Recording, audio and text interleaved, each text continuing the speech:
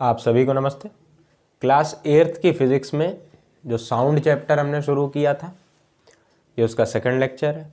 सबसे पहला लेक्चर जो आपने देखा होगा उसमें हमने बात की थी कि साउंड है क्या। सबसे पहले हमने इस बात को समझा, तो हमने ये पाया कि साउंड जो है वो वाइब्रेशंस हैं एक्चुअल में। फिर हमने और तमाम बातें की कि वाइब्रेशंस के ही जरिए एम्पलीट्यूड को बताया, फ्रीक्वेंसी बताई, टाइम पीरियड बताया।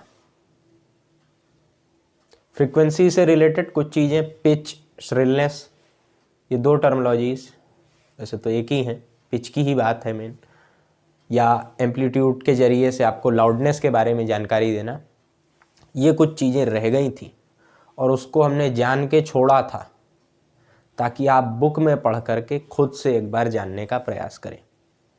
आज के इस लेक्चर में हम उसके बारे में थोड़ी चीज़ें आपको बता देंगे। अगर आपने बुक नहीं पढ़ी है तो आप यहाँ से जान लेंगे, और अगर बुक को पढ़ा होगा तो उस पिछले लेक्चर के बाद ही आपको चीज़ें क्लियर हो गई होंगी। लेकिन मेन यहाँ उद्देश्य हमारा इस लेक्चर में रहेगा ऑडिबल एंड इनऑडिबल साउंड, सबसे पहला टॉपिक जो आपको यहाँ दिख रहा है। फिर उसके बाद नॉइस एंड म्यूज़िक, और तीसरा नॉइस पोल्यूशन। सेम देखो, टॉपिक के सारे नाम भी आपके बुक से ही उठाए हुए रहते हैं ताकि आपको कोई दिक्कत ना हो, क्योंकि ये आपका अभी शुरुआती समय, आप एकदम सीख रहे हैं, एकदम सब चीज़ें आपके लिए नई सी हैं जैसे। इसलिए हम टॉपिक के नाम भी बदलते नहीं बहुत ज़्यादा, कि आप आसानी से बुक में मैच करा सके कि किन चीज़ों को हमने वीडियो में देखा था, ये वही चीज़ें हैं जो बुक में भी हैं। ठीक है, हम चीज़ों को बदल नहीं रहे अभी। अब देखो, ऑडिबल इनऑडिबल वाली जो बात आई, इससे पहले पिच, लाउडनेस, ये दो चीज़ों पे बात कर लेते हैं हम लोग। वहाँ पर एम्पलीट्यूड और फ्रीक्वेंसी की बात की थी। ठीक है, एम्पलीट्यूड में हमने आपको बताया था कि डिस्प्लेसमेंट, कोई भी ऑब्जेक्ट अगर ऑसिलेशन कर रहा है तो उसका जो मैक्सिमम डिस्प्लेसमेंट होगा उसको हमने एम्पलीट्यूड बताया था। एम्पलीट्यूड से आप किसी भी साउंड के लाउडनेस पर बात कर सकते हैं। ठीक है ना, किसी भी साउंड का एम्पलीट्यूड अगर बहुत ज़्यादा होगा, इसका मतलब वो काफ़ी लाउड है वो साउंड। ठीक है, वहीं दूसरी तरफ फ्रीक्वेंसी से, जो पिच की बात अभी हम कह रहे थे, तो पिच अगर एक वर्ड पे आप रहें, PITCH, पिच पर अगर रहें आप, तो पिच से मतलब ये होता है कि अगर किसी साउंड की फ्रीक्वेंसी वहाँ हम डिफाइन कर चुके हैं कि एक सेकंड में कितने वाइब्रेशंस हो रहे हैं। एक सेकंड में नंबर ऑफ वाइब्रेशंस को हमने फ्रीक्वेंसी वहाँ बता रखा आपको। उसी फ्रीक्वेंसी से अगर किसी साउंड की फ्रीक्वेंसी बहुत ज़्यादा है तो हम कहेंगे कि इसकी पिच काफ़ी अधिक है, और अगर फ्रीक्वेंसी कम है तो हम कहेंगे कि पिच कम है। जैसे कि आप देखें, अगर आप सीटी बजाते हैं तो सीटी बजाते समय साउंड की फ्रीक्वेंसी, जो साउंड निकलती है सीटी से, उसकी फ्रीक्वेंसी बहुत ज़्यादा होती है, उसकी पिच बहुत ज़्यादा होती है। आप कुछ ऐसे समझें कि सीटी की ध्वनि आपको कान में चुभती होगी, एक तीखापन होता है। अगर आम भाषा में कहें तो सीटी की आवाज़ में, सीटी के साउंड में एक तीखापन होता है। ठीक है, वो तीखापन कान को लगता है, तो आप कहते हैं इसकी पिच अधिक है या फ्रीक्वेंसी अधिक है। फ्रीक्वेंसी क्या है कि नंबर ऑफ वाइब्रेशंस इसके अधिक हैं। ठीक है, सारी चीज़ों को रिकॉल करते रहेंगे तो हमेशा ध्यान में रहेंगी। ठीक है, अच्छा, ऐसे तमाम आप एग्जाम्पल नेचर से भी ले सकते हैं। आपकी बुक में चिड़िया और शेर के साउंड को कंपेयर करके पिच को बहुत खूबसूरत ढंग से समझाया गया है। तो अब हम फिर आपसे यही उम्मीद करेंगे कि आप बुक को पढ़ेंगे। ठीक है, अब आ जाते हैं आज के टॉपिक पर। अभी 5 मिनट तो ऐसे ही निकल गया, आज का टॉपिक शुरू नहीं हो पाया, ऑडिबल एंड इनऑडिबल साउंड। ठीक है, चलो, तो ऑडिबल एंड इनऑडिबल। ऑडिबल का मतलब है जिसको आप सुन सकें। ठीक है ना, हमने बात की थी कि फ्रीक्वेंसी की जब बात की तो हमने कहा था कि गिलास अगर किसी टेबल पर रखा है तो उसमें से कोई आवाज़, कोई साउंड नहीं आ रही है, लेकिन अगर आप उस पर चम्मच मारें तो वो वाइब्रेट करता है, टिंग, ऐसी कुछ आवाज़ आती है। हमने वहाँ पर, अगर आप ध्यान से वीडियो को देखें तो हमने वहाँ पर ये लाइन बोली थी कि गिलास अगर कहीं टेबल पर रखा है तो हम उसके वाइब्रेशंस को नहीं देख पा रहे हैं, वाइब्रेट तो वो कर रहा है, ठीक है ना। ऑडिबल इनऑडिबल से मतलब ये है कि एक रेंज है ह्यूमन ईयर्स के लिए, मानवीय कानों के लिए एक रेंज है, एक रेंज फिक्स है जिससे कम की फ्रीक्वेंसी होगी साउंड की तो भी आप नहीं सुन पाएंगे, और उससे अधिक होगी तो भी आप नहीं सुन पाएंगे। क्या है वो, समझते हैं, थोड़ा लिख भी लेते हैं। और बिल्कुल हल्के में मत लेना, ठीक है ना, बहुत जरूरी यहां बात बता रहे हैं। कैसे, लिख,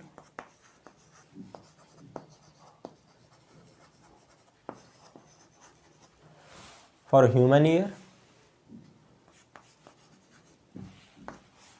the range of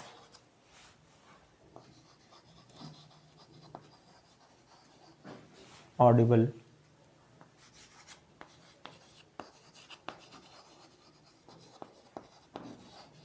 frequencies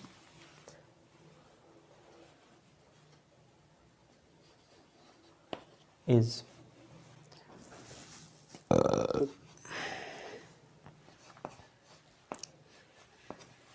20 hertz. 20 hertz का मतलब क्या हुआ कि 20 वाइब्रेशंस पर सेकंड हो रहे हैं, है ना। अच्छा, 20 हर्ट्ज टू 20,000 हर्ट्ज। इसी चीज को आप ऐसे भी लिख सकते हैं, 20 हर्ट्ज टू 20 के हर्ट्ज, के यानी किलो। एक लेक्चर हमने इस पे भी डाला हुआ है यूनिट कन्वर्जन नाम पे। किलो यहाँ पर 1000 के लिए, किलो हर्ट्ज, ठीक है। इसके बीच का मतलब, अगर कोई वाइब्रेटिंग बॉडी की फ्रीक्वेंसी या किसी वाइब्रेटिंग ऑब्जेक्ट की फ्रीक्वेंसी 20 हर्ट्ज से कम होगी तो भी आप नहीं सुन पाएंगे, और 20,000 हर्ट्ज से अधिक होगी तो भी आप नहीं सुन पाएंगे, ठीक है। अच्छा, ये बहुत ज़रूरी है तो इसको हमेशा ध्यान रखिएगा। इतनी रेंज में आप सुन सकते हैं। तो ये हुआ आपका पहला टॉपिक, इस पर जो बातें थी, ठीक है ना। अगर जानवरों की बात करें, यहाँ तो हमने इंसान की बात की, जानवर की बात करें तो उनकी रेंज अलग अलग है। उसके बारे में आप गूगल पे सर्च करके पर्टिकुलर हर एनिमल का इंडिविजुअल आप देख सकते हैं, ठीक है ना। इसीलिए हर काम इंसान नहीं कर पाता, ठीक। इसे बम खोजने वाली जो बात होती है, उसके लिए कुत्तों का उपयोग किया जाता है। आप सब कुछ नहीं सुन लेते, सब आप ही नहीं कर लेंगे, ठीक है ना। एक रेंज फिक्स है इंसान के सुनने की, उनकी भी फिक्स है, आप उसके बारे में सर्च कर सकते हैं। अब बात कर लेते हैं नॉइस एंड म्यूजिक की। तो नॉइस एंड म्यूजिक में देखो, आप एक चीज समझें, सबसे पहले इसको कहानी की तरह समझें। मान लीजिए आप किसी लाइव कॉन्सर्ट में गए हुए हैं, तमाम गाने वगैरह सुनते ही होंगे, फिल्मी गाने सुनते होंगे या शास्त्रीय संगीत सुनने का शौक होगा अगर तो वो सुनते होंगे। कुछ गायक आपके प्रिय होंगे कि ABCD कोई भी हो सकता हो कि इसके गाने हमें बड़े अच्छे लगते हैं। तो जिसके भी गाने अच्छे लगते हैं, तो क्यों अच्छे लगते हैं? क्योंकि जब आप उसको बजाते हैं तो मन को अच्छा लगता है, कानों में जब आवाज़ पहुंचती है तो अच्छा लगता है। आप उसी व्यक्ति का अगर लाइव कॉन्सर्ट सुनने गए हों, या हम जिसके भक्त हैं, जिसका गाना हम खूब सुनते हैं, वो आज लाइव कॉन्सर्ट कर रहा है, तो हम खर्चा करके टिकट लेके वहाँ जाएंगे गाना सुनने। गए, वो अच्छे अच्छे गाने गा रहा है, जैसे आप सुनते आ रहे हैं, मन को बड़ा अच्छा लग रहा है। क्या सुन रहे हैं? म्यूज़िक सुन रहे हैं, बड़ा अच्छा लग रहा है। वही व्यक्ति अगर गाना बंद कर दे और जिस माइक पर वो गाना गा रहा था अभी तक मधुर आवाज़ में, जिस पर आप कह रहे थे कि इसके कंठ से तो अमृत बह रहा है, अगर उसी माइक पर वो चिल्लाना शुरू कर दे तो आपको वो बुरा लगने लगेगा, तब वो नॉइस लगने लगेगी कि शोर हो रहा है। अब तो स्कूल में आप इसका एक्सपीरियंस सबसे अच्छा कर सकते हैं। क्लास में जब टीचर ना हो तो क्या गजब का म्यूजिक होता है, वो जितना भयानक शोर होता है वही है नॉइस। और जो लाइव कॉन्सर्ट में आप मधुर गीत सुन रहे थे, जिसकी तारीफ किए आप नहीं थक रहे थे, वो म्यूजिक है।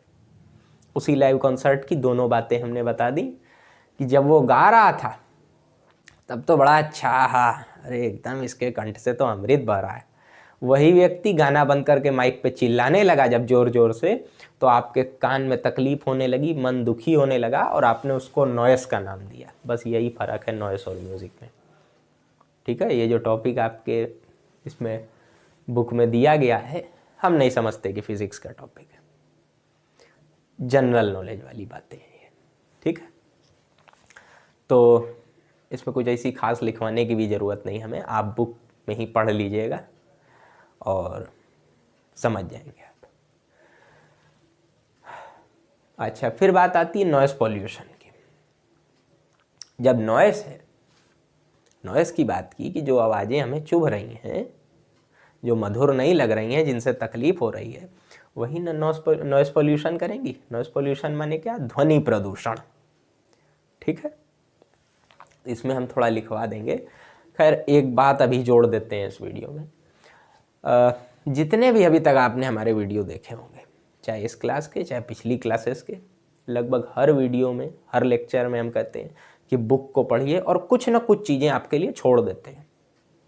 सब कुछ नहीं आपको घोंट के यहाँ पिला देते कि ये भी बता दे रहे हैं, ये भी बता दे रहे हैं, अब तुम्हारे लिए कुछ नहीं बचा, अब तुम बुक पढ़ो ना पढ़ो, हमने सब बता दिया, सब हमारा वीडियो एकदम कंप्लीट है। ऐसे दावे हम कभी नहीं करते।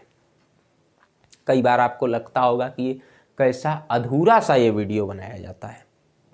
ऐसी कोई बात नहीं। अधूरा ये इसलिए बनाया जाता है, आपको लगता है कि ये अधूरा है। अधूरा आपको इसलिए लग रहा है क्योंकि आपको आदत है सब चीज़ें एक बार में एक प्लेटफॉर्म पे बड़ी आसानी से मिल जाएं। कब तक मिलती रहेंगी? हम इसलिए ऐसा करते हैं, कुछ चीज़ें इसलिए आपके लिए छोड़ देते हैं ताकि आप बुक को खोलें और ख़ुद से कुछ जानने का प्रयास करें। क्योंकि हम यहाँ कितना लंबा आपके लिए लेक्चर बनाए, जो 20 मिनट 25 मिनट का इधर बीच बन रहा है, उसको हम 50 मिनट कर दें या 2 घंटा कर दें। आप 2 घंटा बैठ के मान लीजिए कि आप बहुत बड़े पराक्रमी और 2 घंटा बैठ के देख भी लें, तो उससे नहीं फर्क पड़ता। उससे आपको ज्ञान नहीं हो जाएगा, उससे आपको जानकारी नहीं हो जाएगी। जब तक आप खुद उस वीडियो को पॉज करके या वीडियो बंद करके बुक को नहीं पढ़ेंगे या खुद नहीं सोचेंगे। क्योंकि दिमाग पे अपने आप को जोर डालना है। जितना अपने दिमाग पर आप जोर डालेंगे उतना वो मजबूत होगा।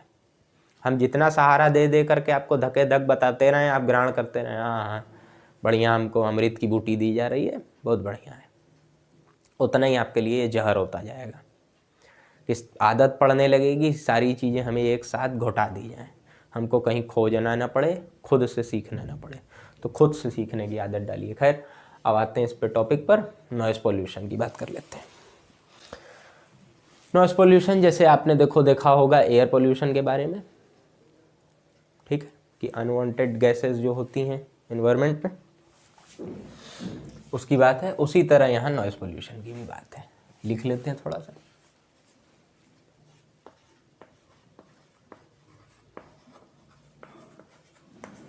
Presence of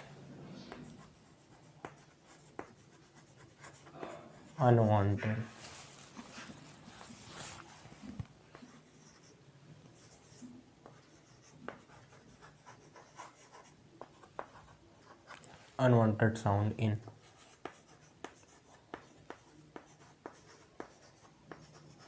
environment is called noise.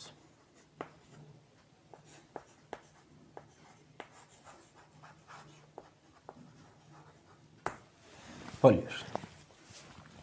देखो, अब ऐसा है,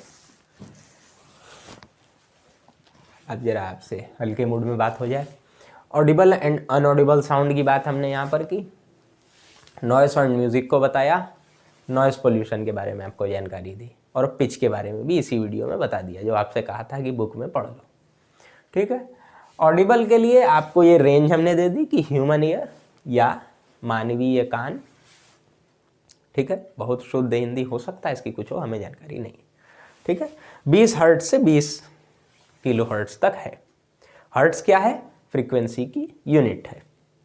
20 हर्ट्ज से हम कहना क्या चाह रहे हैं कि ये जो ऑब्जेक्ट है या ये जो कुछ भी कह लो वाइब्रेटिंग बॉडी है, वो 20 वाइब्रेशन कर रही है 1 सेकंड में। ठीक है, 20 हर्ट्ज से हमारा ये मतलब है, या फ्रीक्वेंसी से हमारा ये मतलब है।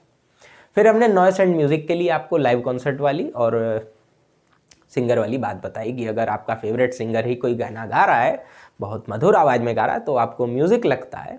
वही व्यक्ति अगर चिल्लाने लगे, या आप ऐसे भी समझें कि घर में जो गाने बजाते होंगे, स्पीकर वगैरह पे आप गाने बजाते होंगे, अगर एक ठीक ठाक आवाज़ के साथ उसको बजाएं तो बड़ा अच्छा लगता है, सबको घर में पसंद आता है। लेकिन अगर आप उसको बहुत तेज कर दें कि नहीं आज तो पूरे मोहल्ले को बताएंगे कि हमारे पास कितना पैसा, हम कितना बड़ा स्पीकर लगा करके गाना बजा सकते हैं, तो बाकी किसी का तो नहीं पता, जहाँ पर आप बजा रहे हैं वहीं इर्द गिर्द लोगों को परेशानी होने लगेगी, क्योंकि वो आवाज़ अब नॉइस में परिवर्तित होगी। तो जब बात आई कि नॉइस अब परेशान कर रही है, तो नॉइस से फिर नॉइस पोल्यूशन का जन्म होता है। नॉइस पोल्यूशन की हमने बात यहाँ पर कर ली आपसे कि presence of unwanted sound in environment is called noise pollution. इसको हमने यहाँ लिख भी दिया। नॉइस और म्यूजिक के लिए आपको साफ साफ बताया कि मेरे नज़र में ये फिजिक्स में नहीं होना चाहिए, एक जनरल नॉलेज वाली बात है, तो कोई ऐसा अपराध नहीं, लेकिन ये जनरल बातें हैं कि नॉइस एंड म्यूजिक वाली जो बात हुई। ठीक है, इसलिए हमने इस पर कुछ लिखवाया नहीं, आपको बता दिया, कुछ लिखवाने की ऐसी ज़रूरत भी नहीं है, आप बुक को ज़रूर पढ़िए। ठीक है ना। तो ये तमाम बातें आज हमने की, पिच के बारे में भी आपको बताया और काफ़ी कुछ नया जाना। तो देखिए आपका ये चैप्टर यहीं पर ख़त्म होता है। आप आगे एक्सरसाइज सॉल्व कर सकते हैं इसकी। सबसे पहले बुक को बढ़िया से पढ़ लीजिए, फिर एक्सरसाइज पर कूदिएगा। ठीक है, फिर मिलते हैं अगले चैप्टर में, अगले लेक्चर में, फिर कुछ नई बातें जानेंगे, कुछ नया सीखेंगे। तब तक के लिए पढ़ते रहिए, रिवाइज करते रहिए। धन्यवाद।